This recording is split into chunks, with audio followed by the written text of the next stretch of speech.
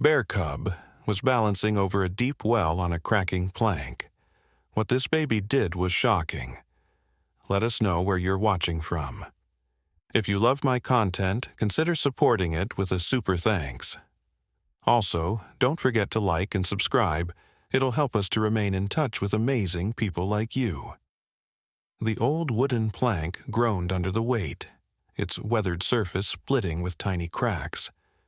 The bear cub struggled to keep its balance, small paws trembling against the splintering wood.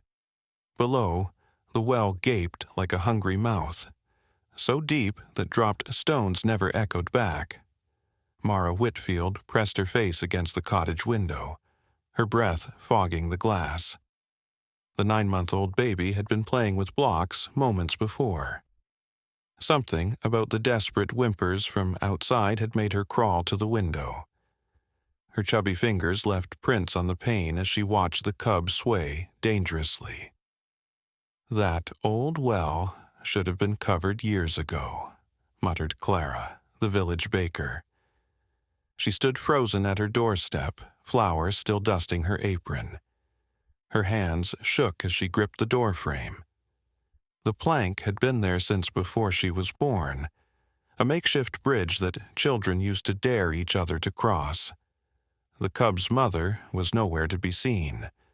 The little one had wandered from the forest edge, following the scent of blackberries that grew wild near the well. Now its front paws slipped on the smooth wood, worn slick by decades of rain and snow. Baby Mara began to move. She turned from the window and crawled toward the cottage door, determination written on her round face. Her mother, June, was hanging laundry behind the house. The door stood slightly ajar, just enough for small hands to push it wider. The villagers gathered, but kept their distance. Bears were common in these parts. Everyone knew better than to approach a cub, even one in trouble. The mother could return at any moment, and a protective mother bear was the last thing anyone wanted to face. "Someone should do something," whispered Thomas, the blacksmith's son. He was only 12, but his voice carried the weight of adult worry.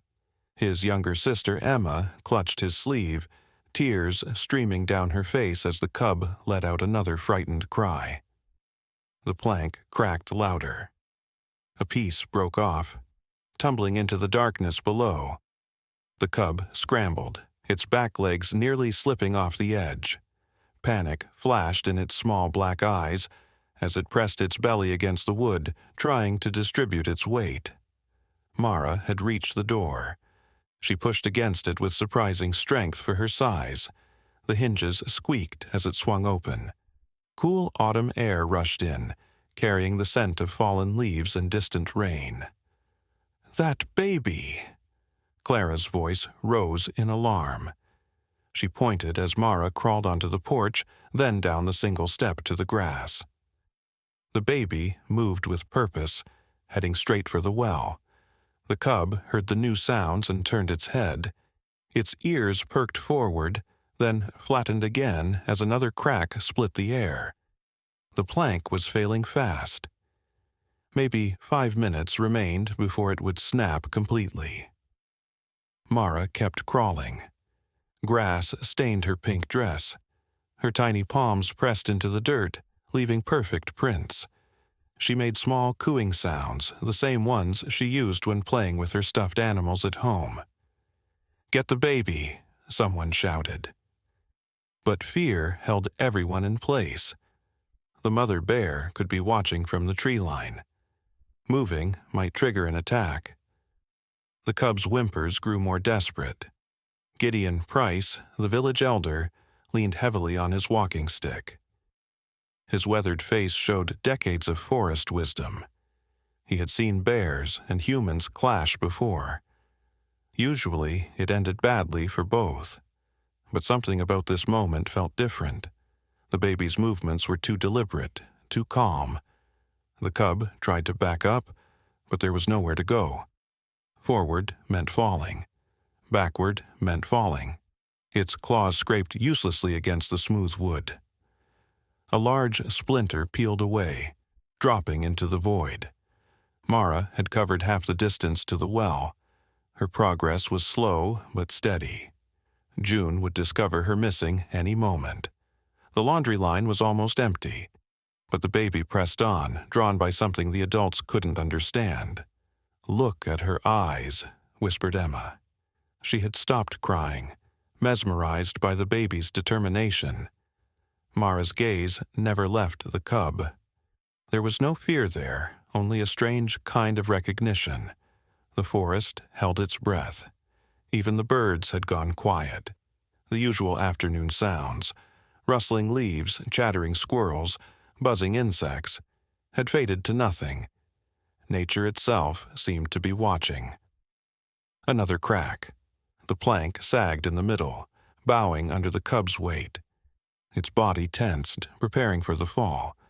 But then Mara made a sound. Not a cry or a laugh, but something in between. A sound that made the cub's ears swivel forward. The baby was almost at the well's edge now.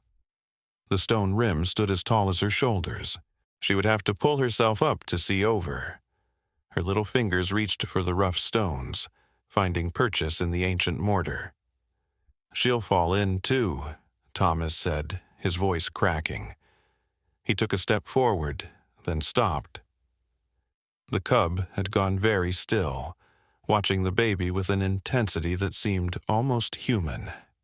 The plank groaned one final warning. Time was running out. The wind picked up suddenly, swirling dried leaves around the well. The cub's fur ruffled in the breeze, making it look even smaller and more vulnerable.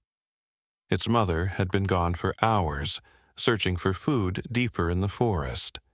The little one had stayed behind, told to wait by the den. But curiosity had won, as it always did with young creatures. Mara pulled herself higher, her tiny arms straining. Her knee scraped against the stone, tearing a small hole in her tights. She didn't cry. Her focus remained entirely on the cub, those bright eyes never wavering. Something passed between them in that moment, a connection that defied explanation. Clara took a hesitant step forward, then another. Her flower-covered hands trembled as she reached out, wanting to grab the baby but terrified of startling the cub. One wrong move could send it plummeting into the darkness below. The well was old, older than anyone could remember. Stories said it went down 40 feet before hitting water. Some claimed it was bottomless. "Mara," June's voice suddenly cut through the silence. She had come around the corner of the cottage, laundry basket in hand. The wicker dropped from her fingers, clean sheets spilling onto the grass. Her face went white as she took in the scene. Her baby at the well's edge, a bear cub balanced on a failing plank. The cub shifted its weight, trying to find a more stable position. The movement sent another crack racing through the wood. Splinters rained down into the well, disappearing into the black. The little bear's breathing came in quick pants, its sides heaving with fear. Mara had managed to pull herself up enough to see over the rim. Her chin rested on the cold stone, her small body stretched to its limit. She made that sound again, that strange mixture of coo and hum that seemed to calm the cub. Her tiny hand reached out over the edge. "No, no, no," June whispered, frozen between terror and disbelief. Every instinct screamed at her to run forward, to snatch her baby away from danger. But something held her back. Maybe it was the way the other villagers stood transfixed. Maybe it was the otherworldly calm radiating from her daughter. The cub inched forward on the plank. Its movements were careful, deliberate. Each placement of a paw tested the wood's strength. The distance between it and Mara's outstretched hand grew smaller. 6 feet, 5 feet, 4. Gideon Price shifted his weight, his old bones creaking almost as loudly as the plank. He had lived in this village for 87 years. He had seen floods and fires, births and deaths, miracles and tragedies. But this was something new. His grandfather had told stories about the old ways, when humans and forest creatures understood each other. Most people laughed at such tales now. A new sound drifted from the forest. Low and rumbling, it made everyone's blood run cold. The mother bear was returning. Her heavy footfalls crashed through the underbrush, branches snapping like gunshots. She had caught the scent of fear, her cub's distress calling to her across the distance. The cub heard it too. Its head swiveled toward the forest, a plaintive whine escaping its throat. The movement threw off its balance. Its back paws slipped, claws scrabbling for purchase on the smooth wood. The plank tilted dangerously. Mara leaned further over the edge. Her little body balanced precariously on the stone rim. June found her voice and screamed, the sound shattering the spell that held everyone motionless. Several villagers surged forward at once, but the baby moved first. With a flexibility only the very young possess, she twisted her body and grabbed the cub's paw just as the plank gave way completely. The wood split down the middle with a sound like breaking bones. Both halves tumbled into the well, crashing and echoing in the depths. The cub dangled in midair, its full weight supported by Mara's tiny grip. The baby's face contorted with effort, her other hand clutching the well's rim. Her knuckles turned white. The cub was too heavy. Physics demanded they both fall. Thomas reached them first, his young legs carrying him faster than the adults. He wrapped one arm around Mara's waist just as her grip on the stone began to fail. With his other hand, he grabbed the cub's scruff, sharing the weight. Emma was right behind him, adding her small strength to the rescue. The mother bear burst into the clearing like a brown avalanche. Her eyes were wild, saliva dripping from bared teeth.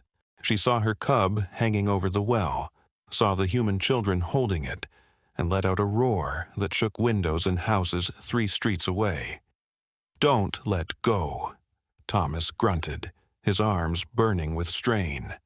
The cub writhed in their grip, torn between fear of falling and instinct to reach its mother. Mara never loosened her hold on its paw, her baby fingers locked with surprising strength. Clara reached them next, followed by 3 other villagers. Together they hauled backward, pulling children and cub away from the well's edge. They tumbled onto the grass in a heap of limbs and fur. The cub immediately scrambled free, but instead of running to its mother, it turned back to Mara. The mother bear charged forward, her massive bulk eating up the distance. 30 feet, 20, 10. June threw herself over her baby, ready to die protecting her. Other villagers scattered, some running for houses, others grabbing whatever they could find as weapons. But the cub did something unexpected. It stood up on its hind legs and placed itself between its mother and Mara. A series of soft grunts and whines passed between mother and cub. The massive bear skidded to a halt, her momentum carrying her forward until she was barely 5 feet from the huddled group. Steam rose from the bear's nostrils in the cool air. Her dark eyes moved from her cub to the baby, then back again. The cub continued its soft vocalizations, almost like it was explaining something. Its paw, the one Mara had held, reached back to touch the baby's hand again. Mara giggled. The sound was so unexpected, so purely joyful, that everyone froze again. The baby sat up in her mother's arms, grass stains covering her dress, dirt smudging her cheeks, and giggled at the bear cub. She reached out with both hands, making grabbing motions. The mother bear lowered her massive head. Her nose, easily the size of Mara's entire face, moved close to the baby. She sniffed once, twice. Her hot breath stirred Mara's wispy hair. The baby laughed again and patted the bear's snout with tiny palms. "Merciful heaven," Gideon whispered. He had dropped his walking stick somewhere in the chaos. Now he stood unsupported, watching something he'd never thought to see. She knows. The mother knows what happened. The bear pulled back and looked at her cub. Some silent communication passed between them. Then she turned her attention to Thomas and Emma, still sprawled on the ground nearby. Her examination was thorough but gentle, that massive nose checking them for injuries. Emma remained perfectly still, her eyes wide as saucers. The bear's breath was warm against her face, smelling of pine needles and wild honey. When the examination was complete, the mother bear did something that made even Gideon gasp. She licked Emma's scraped knee, the same gentle gesture she would use on her own cub. "Don't move," their father, William, called from the blacksmith shop doorway. His voice shook, but he kept it low and calm. "Everyone stay exactly where you are." But Mara had other ideas. She wriggled in June's arms, reaching insistently toward the cub, her little face scrunched with determination, the same expression she wore when demanding her favorite toy. June's arms tightened, but Mara was surprisingly strong when she wanted something. The bear cub padded closer, its earlier terror completely forgotten. It sniffed at Mara's outstretched hands, then began to lick her fingers. The baby squealed with delight at the ticklish sensation. Her laughter rang out like silver bells, pure and unafraid. Clara slowly lowered herself to sit on the grass, her legs no longer able to support her. "In all my 60 years," she breathed, "I've never seen anything like this." The mother bear circled the group once, her massive paws silent on the grass. She paused by the well, peering down into the darkness where the plank had fallen. A low rumble emanated from her chest, not quite a growl, more like contemplation. Then she returned to her cub, nuzzling it gently. "Look at the cub's paw," Thomas said suddenly. His voice cracked with emotion. "The one Mara was holding." Everyone turned their attention to the small bear. There, on its right front paw, 3 small scratches marked where Mara's tiny fingernails had dug in during the rescue. The scratches formed an almost perfect triangle, like a small constellation. The mother bear noticed too.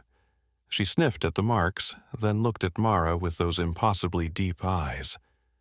Something shifted in her expression, a recognition that transcended species. She understood that this tiny human had saved her baby, had risked falling into the dark well to keep her cub from death. June felt her daughter relax in her arms. Mara's breathing slowed, becoming deep and even. The excitement and effort had exhausted her, but her little hand remained outstretched, fingers curled as if still holding the cub's paw. "She's falling asleep," June whispered, amazed. Here they were, sitting 5 feet from a full-grown bear, and her baby was drifting off as if in her own nursery. The cub seemed to understand. It crept forward until it was close enough to touch. Then, with movements as gentle as its mother's, it curled up against Mara's side. The baby's hand came to rest on its soft fur. The mother bear sat down heavily, her bulk creating a depression in the grass. She was close enough that June could see the individual hairs on her muzzle, could count the scars from old battles. But there was no threat in her posture now. She was simply a mother watching her child, just as June was watching hers. Minutes passed in this strange tableau. The sun had begun its descent toward the horizon, painting the sky in shades of orange and pink. The autumn air grew cooler, but no one moved. It felt like a spell had been cast over the village square, a moment outside of normal time. Then came another sound from the forest. Twigs snapping, leaves rustling. But this time it wasn't another bear. An elderly woman emerged from the tree line, her clothes a patchwork of forest colors, her hair silver white and wild. She leaned on a gnarled walking stick, each step deliberate and measured. "Rosemary," Gideon breathed. No one had seen the hermit woman in months. She lived alone in the deep woods, gathering herbs and mushrooms, speaking to no one. Village children told stories about her, claiming she could talk to animals and see the future. Rosemary's sharp eyes took in the scene, the bears, the children, the crowd of frozen villagers. A smile creased her weathered face, the first smile anyone had seen from her in years. She approached without fear, her stick tapping against the ground. The mother bear's head swiveled toward her, but there was no aggression in the movement. Instead, the bear chuffed softly, a greeting sound. Rosemary responded with a similar noise, so perfectly mimicked that several villagers gasped. "So," the old woman said, her voice rusty from disuse, "the old prophecy finally shows itself." "Prophecy?" Clara's voice trembled. "What prophecy?"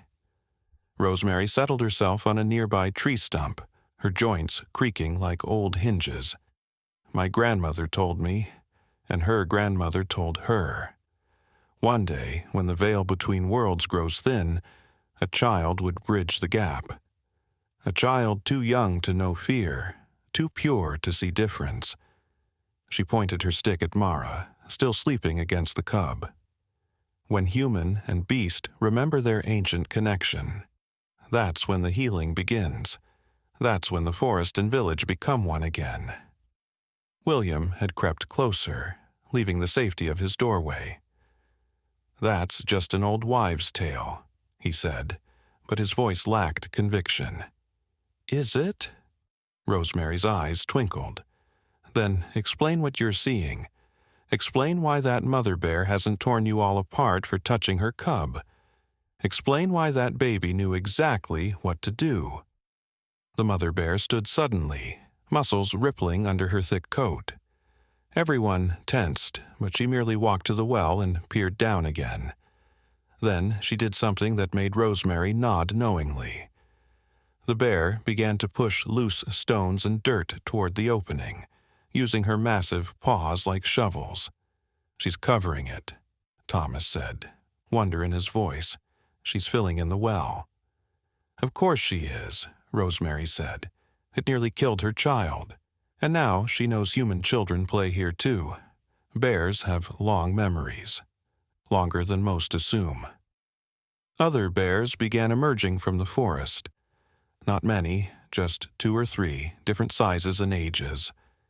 They watched from the tree line, their eyes reflecting the dying sunlight. None approached, but their presence was felt, a silent witness to something momentous. Emma found her courage and stood up. Her knee had stopped bleeding where the mother bear had licked it.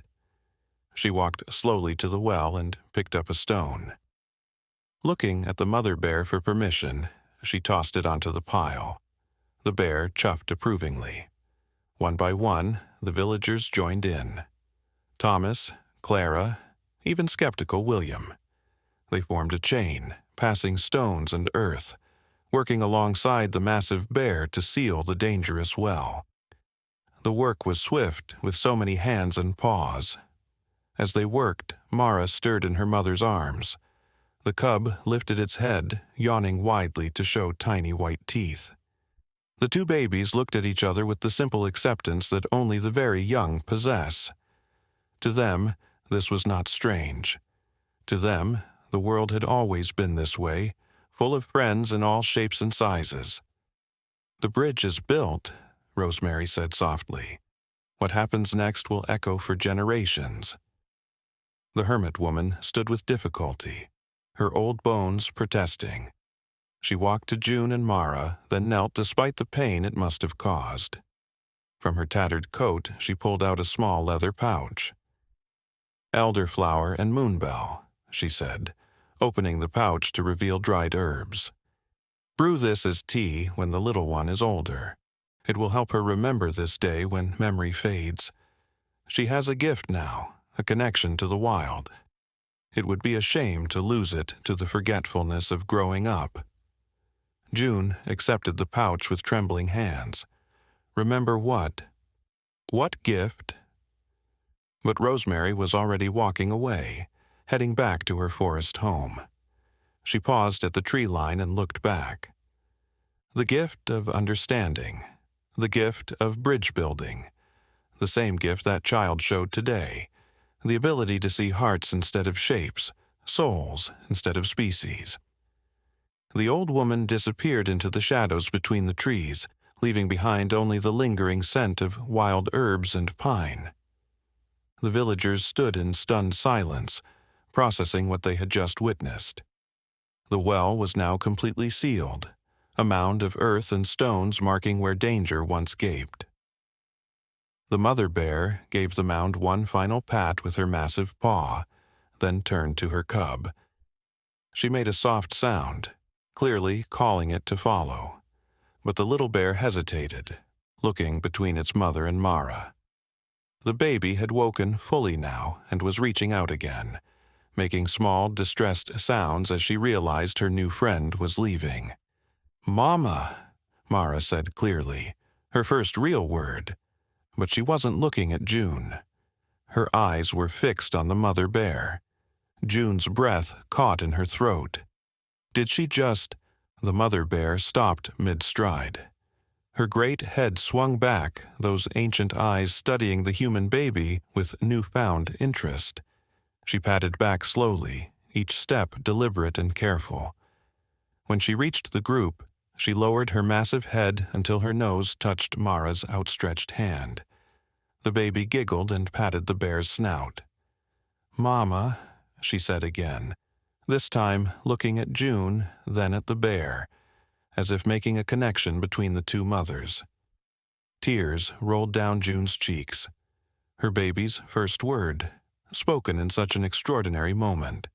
She felt the weight of what Rosemary had said. This was no ordinary day, no chance encounter. This was something that would ripple outward like stones in a pond. The bear cub, emboldened by its mother's acceptance, scampered back to Mara. It butted its head against her side playfully, just as it might with a sibling.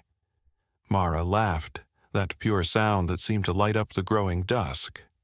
Her small hands buried themselves in the cub's fur, feeling the warmth and life beneath. "We should name them," Emma said suddenly. She had been quiet since the bear had licked her knee, but now her voice rang out clear and confident. "The bears, I mean. If they're going to be friends, they need names." Thomas nodded eagerly. "The cub could be Honey, because its fur is that golden-brown color?" "No," Emma shook her head. "Look at those marks on its paw, where Mara held on. They look like a constellation.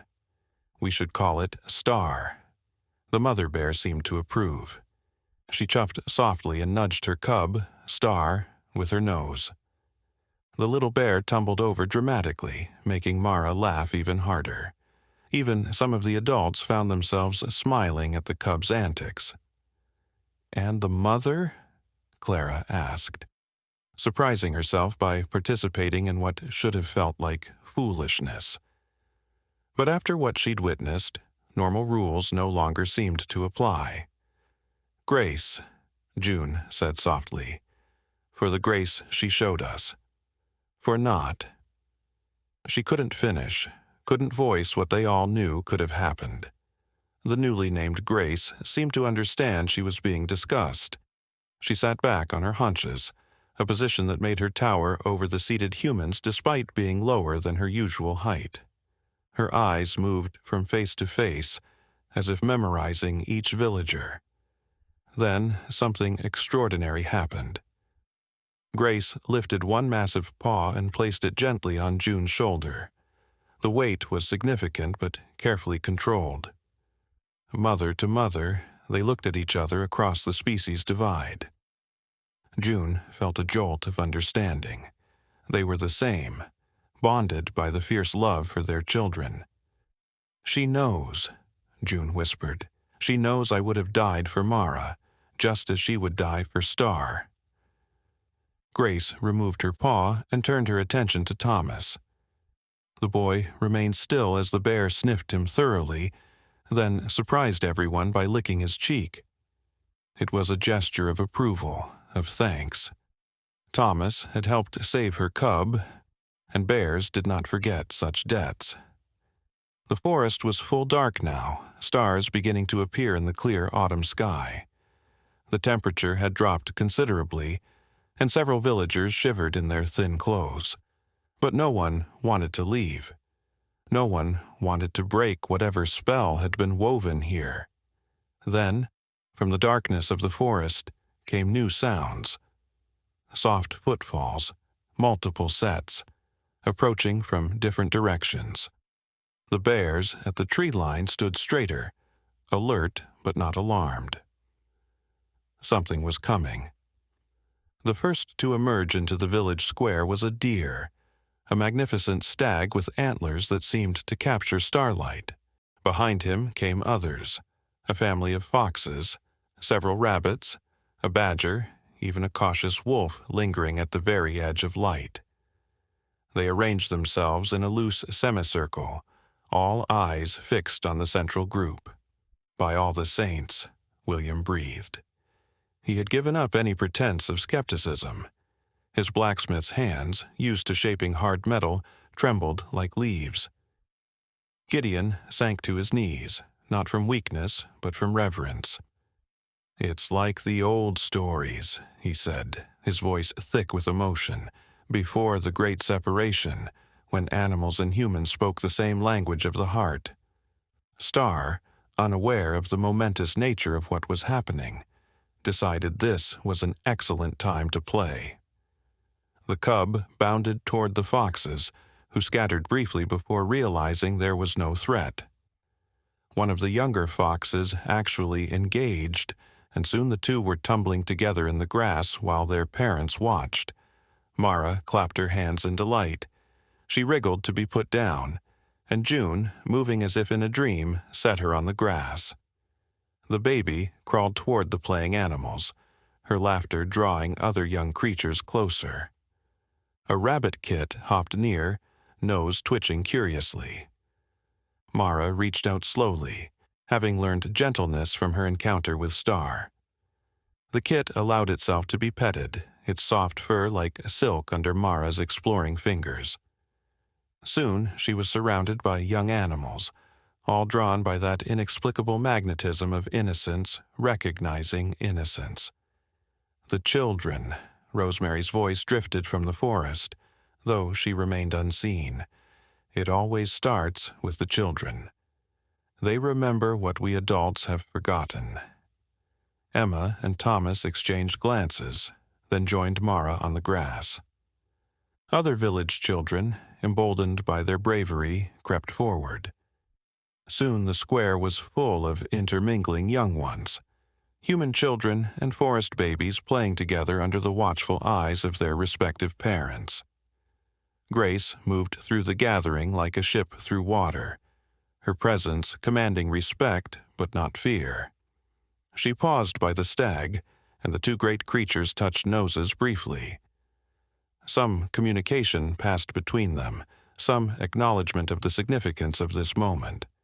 The wolf, still hovering at the edge, finally stepped forward, its yellow eyes fixed on William, the strongest human present. William swallowed hard but held his ground as the wolf approached. They stared at each other, predator and protector, each recognizing the other's role in their respective communities. Then the wolf did something unprecedented. It lowered its head and exposed its throat, a gesture of trust so profound that several villagers gasped. William, moving on instinct, reached out and placed his hand on the wolf's neck. The fur was coarser than he expected, the muscles beneath iron hard, but the gesture was accepted, even welcomed. "We're witnessing the impossible," Clara said, her voice barely above a whisper. But her words carried in the still night air. "This morning, if someone had told me I'd see bears and wolves and humans sitting together peacefully, I'd have called them mad." "Maybe madness is just another word for possibility," June replied. She was watching Mara, who had somehow become the center of a pile of young animals. The baby was giggling uncontrollably as Star licked her face, while fox kits climbed over her legs. The adult animals began to settle, forming a rough circle around the playing young ones. It was a protective formation, but inclusive rather than exclusive. The human adults found themselves drawn into the circle, sitting beside creatures they had feared or hunted all their lives. As the night deepened, something else began to happen. The aurora borealis, rarely seen this far south, began to dance across the sky. Ribbons of green and blue light swirled overhead, casting an otherworldly glow over the assembled gathering. It was as if the very heavens were acknowledging the miracle below. "The lights," Gideon said in awe. "I've only seen them once before when I was a boy. My grandfather said they appeared when the world was trying to tell us something important." Mara had finally exhausted herself with play. She crawled back to June, but instead of settling in her mother's arms, she positioned herself between June and Grace. The great bear and the human woman looked at each other over the baby's head, understanding passing between them that needed no words. Star curled up against Mara's other side, and soon the peculiar quartet, 2 mothers and 2 babies of different species, formed their own small unit within the larger circle. The sight was so remarkable that even the normally chattering Emma fell silent. "What happens tomorrow?" Thomas asked, voicing what everyone was thinking. "When the sun rises, do we go back to the way things were? Do we forget this happened?" Grace turned her great head toward the boy. She made a series of sounds, not quite growls, not quite words, but something that fell between. Incredibly, Thomas felt he almost understood. The bear was saying that tomorrow was tomorrow's concern. Tonight was for connections, for rebuilding bridges that had been broken for too long. The stag stepped forward, his antlers catching the aurora's light like natural candelabras. He pawed the ground 3 times, a formal gesture that commanded attention. Then he did something that made even the animals stir in surprise. He bent his front legs and lowered his magnificent head in what could only be described as a bow. He was bowing to Mara. The other animals followed suit. The foxes lowered their heads, the rabbits flattened their ears in respect, even the proud wolf dipped its muzzle. They were acknowledging something in this tiny human child that transcended age or species. June felt tears streaming down her face as she witnessed her baby being honored by the forest itself. Mara, oblivious to the profound nature of the gesture, simply reached out and patted the stag's lowered nose. She babbled happily in her baby language, sounds that seemed to delight the assembled creatures. The stag's eyes, ancient and wise, met June's over Mara's head. In them she saw understanding, gratitude, and something else, hope. Then the stag straightened and turned toward the forest. He made a low calling sound, different from any deer call the villagers had heard before. From the darkness between the trees came an answering call, then another, then dozens. The forest was responding. "Something's coming," Gideon whispered. His old bones ached with the significance of the moment. In all his years, through all the stories passed down through generations, nothing had prepared him for this. What emerged from the forest made everyone gasp. An elderly bear, so old his muzzle was completely white, limped into the clearing. One of his eyes was clouded with age, the other still sharp and alert. Behind him came other elders of the forest, an ancient owl that could barely fly, perching instead on the back of a graying badger, a fox with 3 legs, a deer whose antlers had grown strange and twisted with extreme age. These were the forest elders, creatures so old they had become living legends among their own kind. And they were all coming to see Mara. The elderly bear approached Grace first. She immediately lowered her head in deference, as did Star. This was clearly a creature of immense importance in the bear community. He sniffed at Grace, then at Star, spending extra time examining the triangular marks on the cub's paw. A rumble of what sounded like approval came from his chest. Then he turned his attention to Mara. The baby showed no fear of this massive, scarred old bear. Instead, she reached up with both hands, making the universal child's gesture for "pick me up." The elderly bear's good eye widened in surprise. "No, Mara," June started to say, but Grace gently placed a paw on her leg, stopping her. "Trust," the gesture seemed to say. "Trust what is happening." The old bear lowered himself carefully, joints creaking audibly. He positioned himself so Mara could climb onto his broad back. The baby, showing a coordination beyond her months, managed to pull herself up with June's hesitant help. She settled between the bear's shoulder blades, tiny hands gripping his thick fur. "The old one never lets anyone ride him," Clara breathed. "The forest children whisper about him. They say he's over 100 years old, that he remembers when the village was just 3 houses and a well." The bear, the old one, began to walk slowly around the circle. Mara rode like a tiny queen, her face shining with joy. Each elder animal they passed reached out to touch her. A nose nudge here, a gentle paw there. She was being blessed by the forest's most ancient inhabitants. The 3-legged fox approached next. Despite its handicap, it moved with dignity. It carried something in its mouth. A small branch with unusual silver bark that seemed to glow faintly in the aurora light. The fox placed it at June's feet, then looked at her expectantly. "Silverwood," Rosemary's voice came from somewhere in the shadows. "From the heart of the oldest grove. Fox tradition says it protects children who bridge worlds. Keep it above her cradle." June picked up the branch with trembling hands. It was surprisingly warm to the touch, and she could swear she felt a faint pulse, like a heartbeat. She clutched it to her chest, overwhelmed by the honor being shown to her daughter. The old one completed his circuit and stopped beside Grace. With surprising gentleness for such a massive creature, he helped Mara slide down his side. The baby landed on unsteady legs but remained upright, one hand still touching the old bear's fur. Then the old one did something that made even the animals stir with surprise. He began to speak, not in words exactly, but in a series of complex vocalizations that seemed to bypass the ears and go straight to the heart. Everyone present, human and animal alike, understood his meaning. "The bridge builder has come," his sounds conveyed. "The one spoken of in the oldest memories, when the first humans and the first animals shared the same fire. She will grow, and as she grows, the connection will strengthen. Some will fear this change. Some will try to stop it.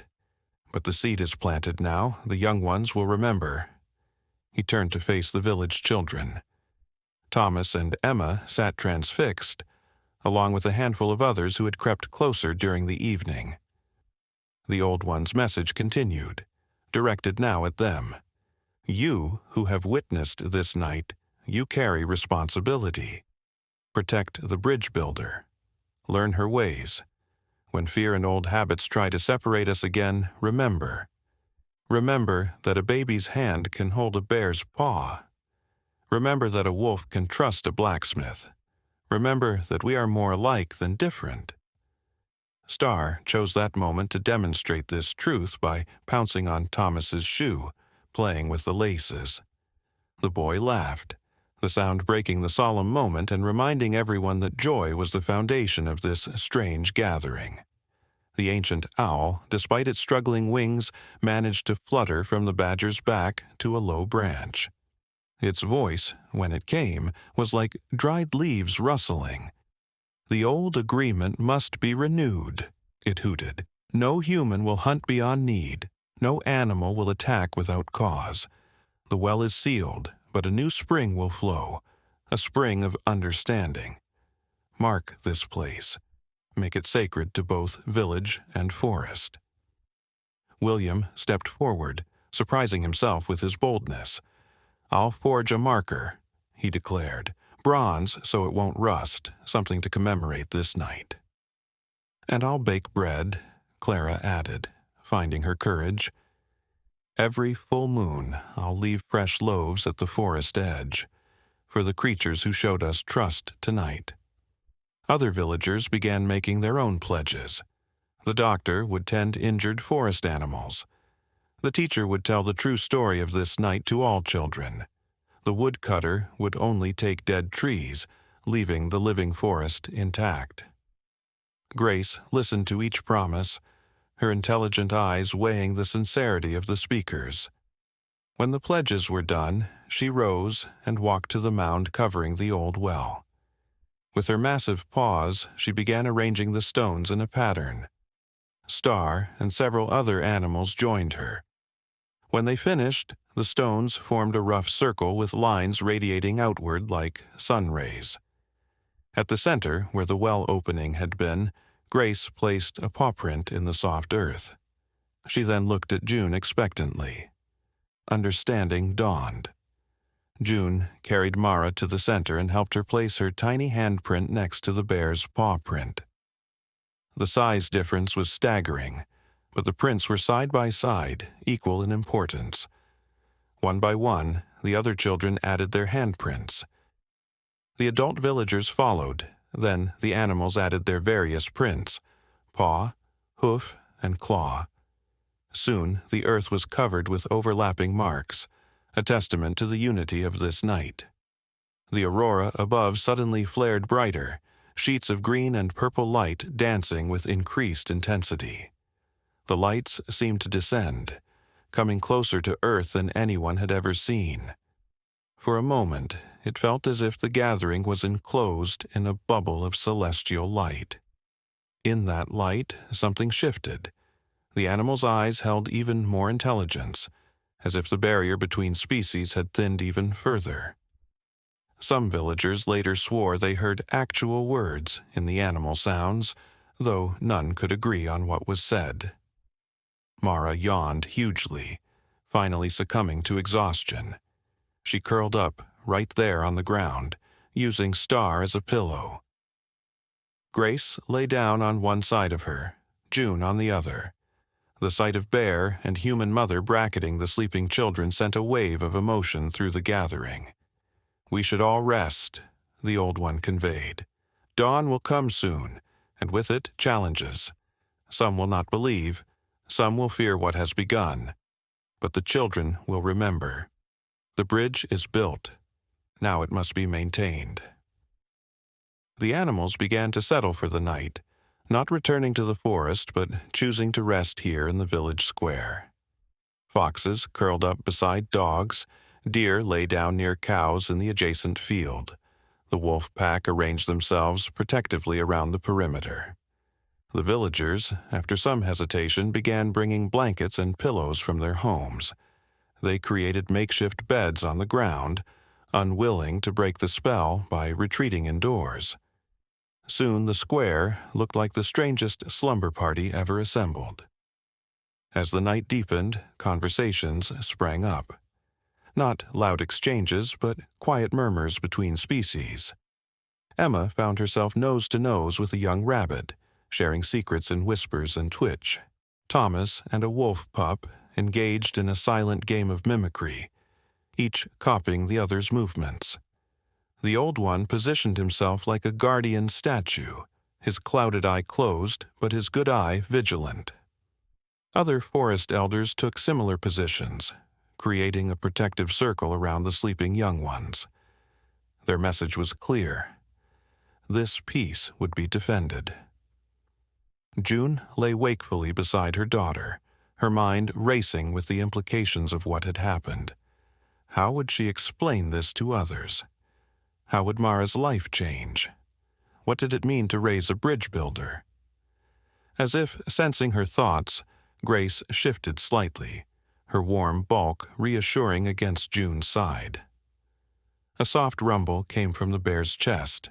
Not quite a purr, but something similar. Comfort from one mother to another. "How do we go forward?" June whispered into the darkness. The answer came not from Grace, but from the Old One. His sounds shaped themselves into almost words in June's mind. One day at a time. One connection at a time. One heart at a time. The bridge is built, but bridges require tending. Your daughter will show the way, but she will need guides. Be her anchor in the human world, as Grace will be her anchor in the forest. A shooting star streaked across the aurora-painted sky, so bright it cast shadows. Several animals made sounds of acknowledgement, as if the star carried meaning for them. Mara stirred in her sleep, smiling at some dream. Her hand moved from Star's fur to Grace's paw to June's arm, connecting all three in unconscious unity. "The star mark on young Star's paw," the Old One continued, "will be known throughout the forest. He is marked as the bridge builder's first friend, her protector in the wild places. They will grow together, learn together. Their bond will be the model for others." As if understanding he was being discussed, Star opened one eye and yawned, showing tiny white teeth. He snuggled closer to Mara, draping one paw protectively over her middle. The gesture was so tender, so human-like, that several people wiped away tears. The night wore on, filled with small moments of connection and understanding. By the time the eastern sky began to lighten with pre-dawn glow, the square had transformed into something new. No longer just a village center, it had become a meeting place between worlds. Rosemary emerged from the shadows as the first birds began to sing. She looked older than before, as if the night had taken something from her. But her eyes shone with satisfaction. "The first watch ends," she announced, her voice carrying despite its quietness. "And see? The world hasn't ended. The sun still rises, but it rises on something new." As the sky lightened, revealing the strange assembly in the square, the magnitude of what had happened became clearer. Animals that should have fled at dawn's approach remained calm. Village dogs lay beside foxes. The baker's cat was curled up against a rabbit family, all sleeping peacefully. But then came the sound everyone had been unconsciously dreading. Horses' hooves on the distant road.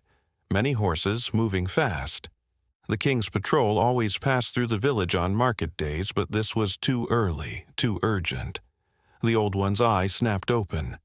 Grace lifted her massive head, nostrils flaring. The wolf pack stirred, their pointed ears swiveling toward the sound. Even Mara sensed the change, whimpering in her sleep. "Riders," William said, his blacksmith's muscles tensing. "At least a dozen." Fear rippled through the gathering. The king's soldiers had strict orders about wild animals in villages. Bears especially were to be killed on sight. The penalty for harboring dangerous beasts was severe. "We need to get them back to the forest," Thomas said urgently. But even as he spoke, he knew it was too late. The hoofbeats were too close, and moving the animals now would look like guilt. The Old One rose with difficulty, his ancient joints protesting. He made a series of sounds that clearly meant stay calm. Grace positioned herself more protectively around Mara and Star, but made no move to flee. The first riders crested the hill above the village. Their armor caught the dawn light, burnished steel and leather marking them as the king's elite guard. At their head rode Captain Marcus, a man known for his strict adherence to law and his particular hatred of predators that threatened livestock. His horse reared as he took in the scene below. His men spread out behind him, hands moving to sword hilts. The captain's face went from surprise to shock to fury in the span of heartbeats. "By the king's crown," he bellowed, "what madness is this?" The thunder of hooves shook the ground as the patrol charged down into the village. Animals scattered, not into the forest, but into protective groups. The wolves formed a defensive line.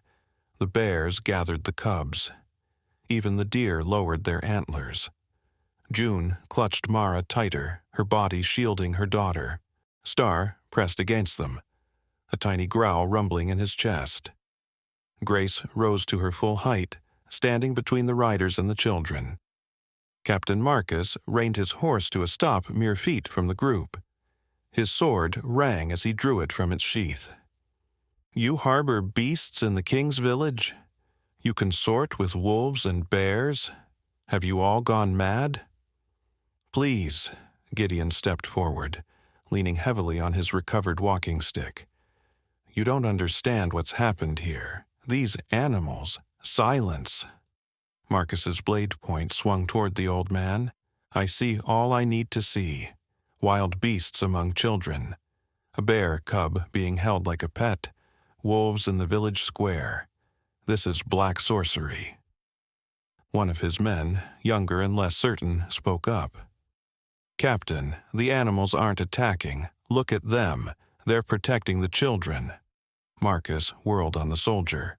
"Are you blind, Anders? Or bewitched like these fools? Bears don't protect human children. Wolves don't lie down with sheep. This is unnatural, unholy." He turned back to the crowd, his face red with righteous anger. "You have 1 minute to drive these beasts back to the forest, or we'll do it with steel and fire, and anyone who stands with the animals will be arrested for treason against the natural order." Mara chose that moment to wake up. She looked around at the tense faces, the drawn weapons, and began to cry. Not the normal cry of a frightened baby, but something deeper, more mournful. The sound cut through the morning air like a blade. Every animal in the square responded. The wolves howled, the bears roared, the foxes yipped. Even the rabbits thumped their powerful hind legs. It wasn't threatening. It was supportive, comforting. They were trying to soothe the bridge builder's distress. Captain Marcus's horse shied at the cacophony. He fought to control his mount, his face purpling with rage. "Enough! Archers, ready your bows. We'll start with the bears." 3 soldiers dismounted and strung their longbows. Their arrows were broad-headed, designed to punch through thick hide. They knocked, drew, and aimed at Grace. "No!"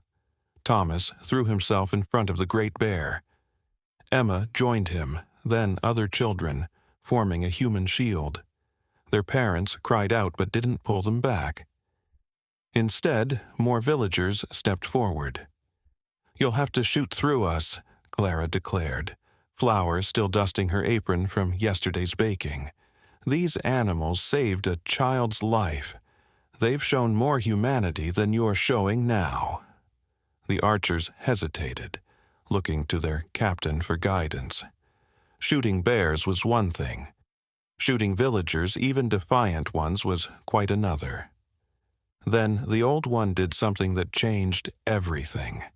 He limped forward, past the defensive line, past the angry humans, until he stood directly before Captain Marcus's horse. The ancient bear looked up at the mounted soldier with his one good eye. And then he spoke. Not in growls or rumbles, but in words, cracked and harsh from disuse, but unmistakably human words. "I remember you." The square went deathly silent. Even the birds stopped singing. Captain Marcus's sword trembled in his suddenly nerveless hand. "When you were small," the old one continued, each word a massive effort. "Lost in forest, winter storm, 3 days." The captain's face drained of all color. His sword point dropped toward the ground. "Your mother wept. Searched. I found you, carried you, warm, in my den, until rescue came." "That's impossible," Marcus whispered. But his voice shook. That was 40 years ago. The bear that saved me couldn't still live." Still, I remember. Small boy, frightened, hungry. I gave honey, kept warm. You slept against me, like cubs sleep. Now. Tears were running down the captain's weathered face. His sword fell from nerveless fingers, clattering on the cobblestones. Old Bear, is it really you? The old one managed what might have been a nod. You called me friend. Child's word, pure word, before learning fear. Marcus slid from his saddle, his legs barely supporting him. He approached the old one slowly, like a man in a dream. When he was close enough, he reached out with a trembling hand and touched the grizzled fur. I remember, he whispered. You gave me berries. You let me ride on your back. You licked my frostbitten fingers until they were warm again. His voice broke. They told me I imagined it, that the cold made me see things, but it was real. You were real. Real then, real now. Circle, complete. You came to kill, like humans, taught, but child, inside, remembers, before the fear, before the... to the walls. Marcus sank to his knees before the ancient bear. The most feared captain in the king's guard knelt in a village square, weeping like the lost child he had once been. I'm sorry, I'm so sorry, I forgot. We all forgot. The old one placed a massive paw on the man's shoulder, gentle as a father's touch. Not forgot, buried, under duty, under fear, but bridge builder, helps, remember? He gestured toward Mara with his great head. The baby had stopped crying and was watching the exchange with those impossibly wise eyes. She reached out toward the captain, making her small cooing sounds. Marcus looked at the child, then at the animals surrounding her. Understanding dawned on his face like sunrise after the longest night. This is what you saved me for. To be here, to see this, to remember what we've lost. He stood slowly, then turned to face his men. Several had lowered their weapons, confusion and wonder warring on their faces. Young Anders had actually dismounted and was approaching a curious fox.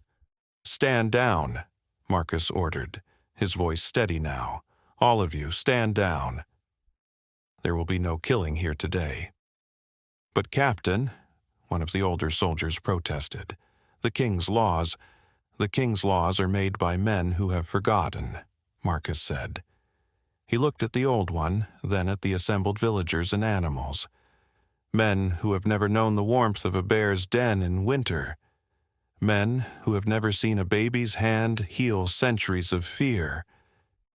He walked to where his sword lay and picked it up.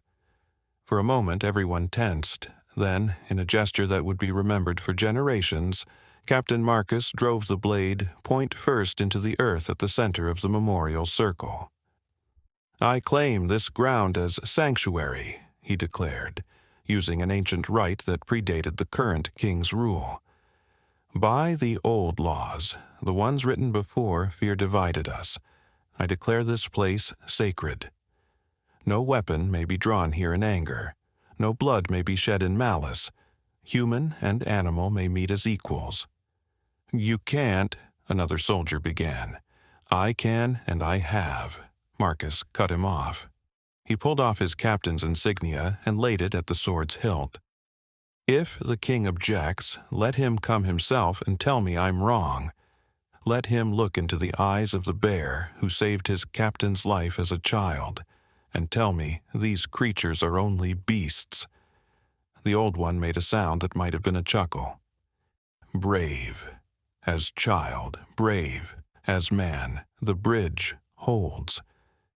Grace had been watching everything with those intelligent dark eyes. Now she did something that made everyone gasp. She approached Captain Marcus, Star totting beside her. The great bear stopped before the kneeling soldier and lowered her massive head in a formal bow. Marcus understood. He bowed back, soldier to protective mother, acknowledging her strength and her mercy. Star, not to be outdone, bounded forward and began playing with the decorative tassels on Marcus's boots. The sight of the feared captain laughing as a bear cub attacked his footwear broke whatever tension remained. "Anders," Marcus called to the young soldier who had spoken up earlier. "Ride back to the garrison. Tell them I'm investigating reports of unusual animal behavior. Tell them it requires extended observation. Weeks, at least." "Yes, sir." Anders saluted smartly, but he was grinning. He had already made friends with the fox, which was now sitting on his shoulder like a russet cat. As the sun climbed higher, painting the square in golden light, the magnitude of what had happened began to sink in. Not just the original miracle of human and animal connection, but this second miracle, the transformation of an enemy into an ally through the power of remembered love. "We'll need to document this," Marcus said, his warrior's mind already turning to practical matters. "Written accounts, witnessed testimonies. The king's court won't believe it otherwise." "Let me," offered Margaret, the village schoolteacher who had been watching from her doorway. "I'll record everything. Every word, every gesture. Let future generations know what happened when we remembered how to see each other truly." The animals began to relax as they sensed the danger had passed. Some returned to their interrupted sleep. Others began to explore the village properly, no longer hiding in shadows. The braver village children immediately engaged them, and soon the square rang with laughter instead of fear. But Rosemary wasn't smiling. She stood apart, her ancient eyes troubled. When June noticed and approached her, the old woman spoke quietly. "This is just the beginning. Word will spread. Some will come seeking miracles. Others will come seeking to destroy what they don't understand. The bridge builder's path won't be easy." June looked at her daughter, now playing happily with Star while Grace and Marcus shared what appeared to be a serious conversation, conducted in growls and nods. "What should I do?" "Love her. Protect her. But don't cage her. She belongs to both worlds now. The mark on Star's paw will grow clearer as they age. It's a sign, but also a target. There are old fears that run deep, older than kingdoms or laws." As if sensing the serious talk, Mara crawled over to them. She pulled herself up using June's skirt, then reached for Rosemary. The hermit woman hesitated, then lifted the child with surprising gentleness. "You've started something that can't be stopped," Rosemary whispered to the baby. "The wheel turns. The old ways return. But oh, little one, the price of change is always paid in struggle." Mara just gurgled happily and patted Rosemary's weathered cheek. The old woman's eyes filled with tears, the first anyone had ever seen from her. The morning progressed with a strange mixture of normalcy and wonder. Clara opened her bakery and began distributing fresh bread to humans and animals alike. William returned to his forge, but kept the door open so curious creatures could watch him work. The doctor found himself tending to a fox with a thorn in its paw, marveling at how the animal sat patiently for treatment. But it was the children who adapted most quickly. By mid-morning, it was common to see village children riding on the backs of deer, playing hide-and-seek with fox kits, or having staring contests with the ever-patient wolves. The square had transformed into a playground where species meant nothing, and joy was the only language needed. Captain Marcus spent hours with the old one, filling in 40 years of lost time. Their conversation flowed between human words and bear sounds, but understanding ran deeper than language. Sometimes Marcus would revert to the child he'd been, laughing at some memory only they shared. Star had become Mara's constant shadow. Where she crawled, he followed. When she napped, he curled around her. Grace watched it all with maternal satisfaction. occasionally sharing looks with June that needed no translation. Mothers understood each other across any divide. As the day wore on and the sun began its descent toward evening, something extraordinary happened. Mara, who had been playing quietly with Star, suddenly stood up. Not the wobbly half-standing of a baby learning to walk, but a firm, confident stance that made everyone turn to look. She stood there for a moment, swaying slightly, her little hands finding balance in the air. Star sat beside her, his head reaching exactly to her shoulder. Then, with deliberate steps, Mara began to walk. Her first steps weren't toward June, as everyone expected. Instead, she walked straight to the memorial circle where the handprints and paw prints overlapped in the earth.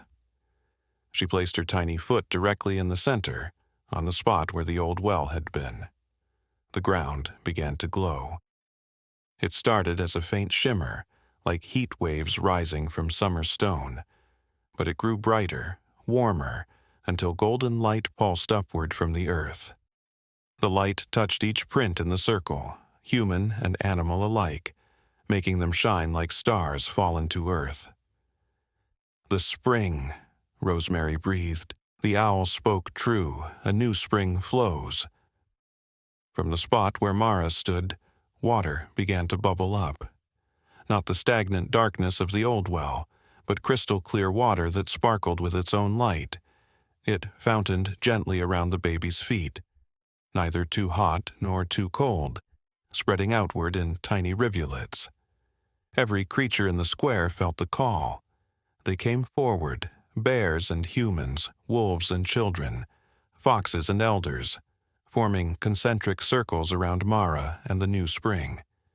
The water reached them all, and as it touched paw or foot or hoof, something changed. The old one's clouded eye cleared. His twisted joints straightened. Not to youth, he remained ancient, but the pain of age lifted from his body. He stood taller, breathed easier, moved with forgotten grace. Marcus looked at his hands in wonder. Scars from countless battles remained, but they no longer ached. An old wound in his shoulder, one that had pained him for 20 years, simply stopped hurting. Around the circle, similar healings occurred, not miracles of regeneration, but the gentle easing of old pains. But more than physical healing flowed from the spring. Understanding deepened. The almost words between species became clearer. Not full speech, but communication that transcended language. Hearts spoke to hearts, souls recognized souls. Mara laughed, that pure baby laugh that had started it all.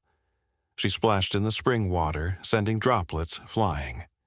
Each drop that landed seemed to carry joy with it.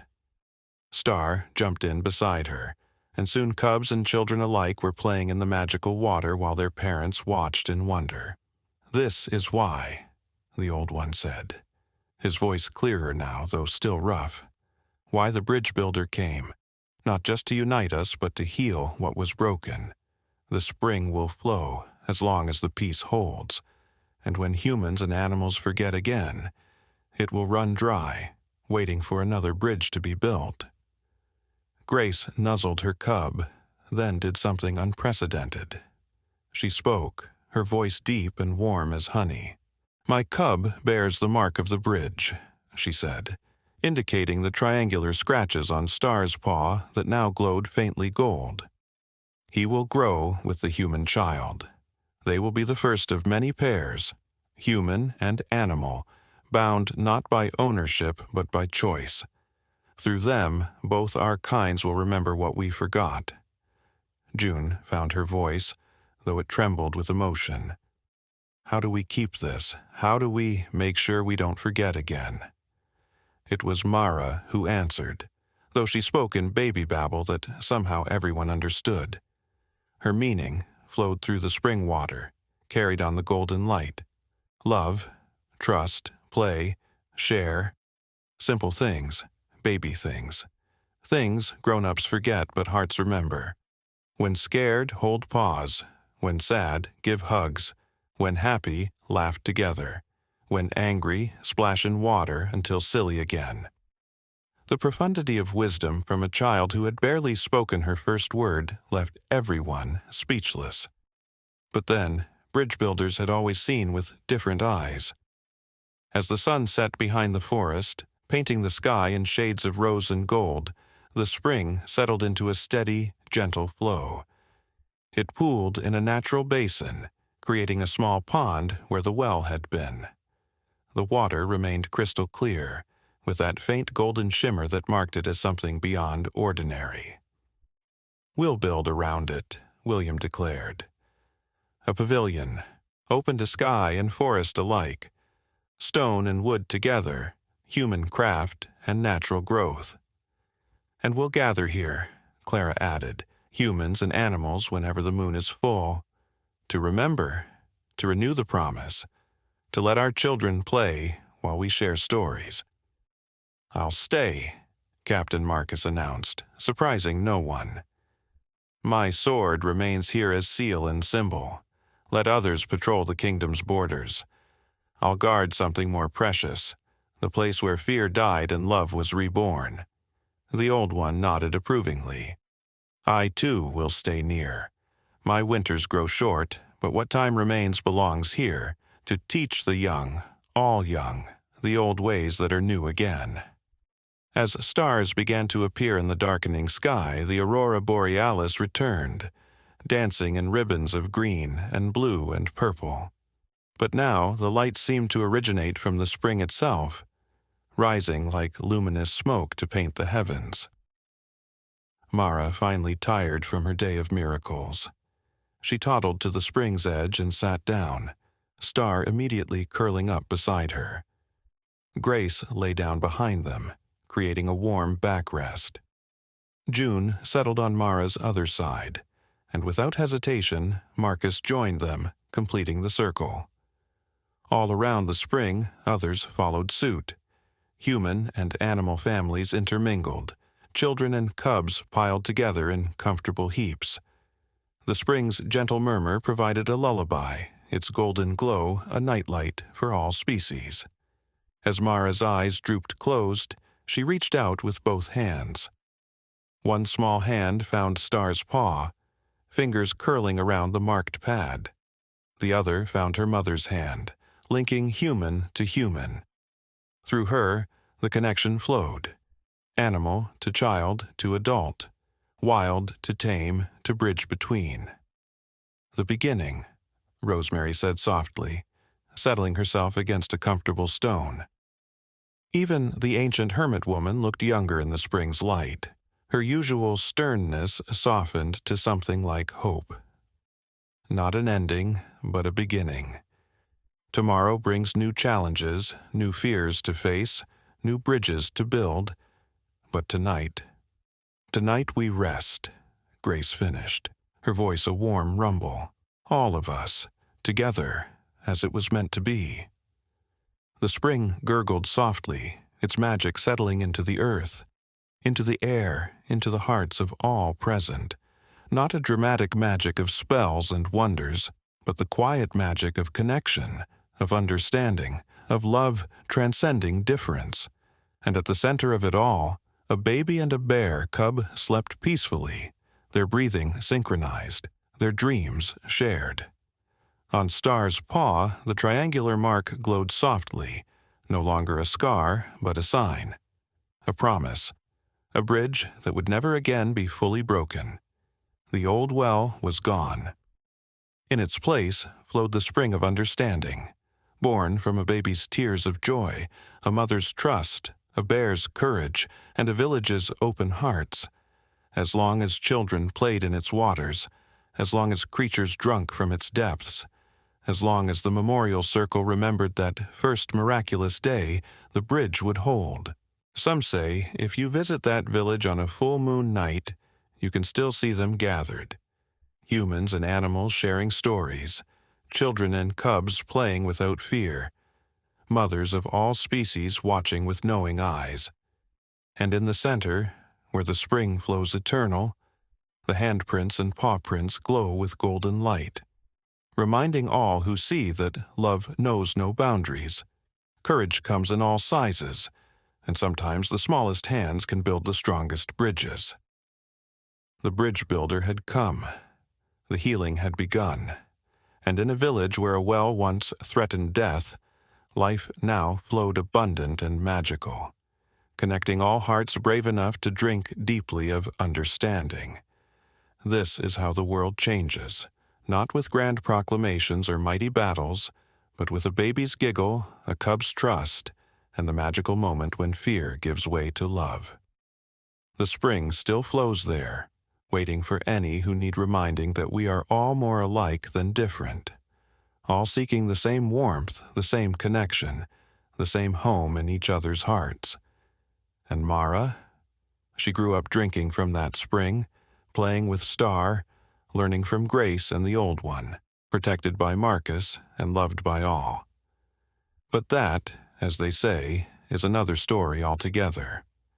A story still being written in paw prints and handprints, in shared laughter and mutual trust, in the endless dance between wild and tame that creates something altogether new.